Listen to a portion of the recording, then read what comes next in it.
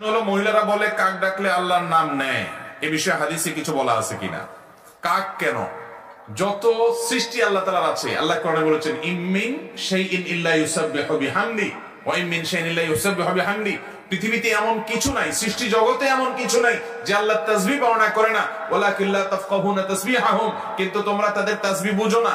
একটা গাছ তাসবিহ পেশ করে, একটা মোরগ তাসবিহ পেশ করে, একটা কাক তাসবিহ পেশ করে, একটা গরু ছাগল যে কোনো প্রাণী, এমন কি আপনার পাথর, আপনি এমন কি আপনার নিষ্প্রাণ যে সমস্ত সৃষ্টি আছে সবগুলো আল্লাহ তাসবিহ পেশ করে, আল্লাহর পবিত্রতা জ্ঞাপন করে। তার পবিত্র জ্ঞাপনের ভাষা কি এটা আমরা বুঝি না। আল্লাহ তাআলা কোরআনে বলেছেন এজন্য কাক কেন, সব পশু পাখি আল্লাহ তাসবিহ পালন করে। কিন্তু তাই বলে আমি না বুঝে আন্দাজে ব্যাখ্যা করব না। অনেকে দেখবেন বলে যে মুরগি বলে কুকুর কুক, আসলে সে বলে আল্লাহু আল্লাহ।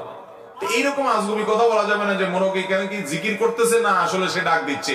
ওর তাসবিহর ধরন কি, কখন সে তাসবিহ আমি তো জানি না।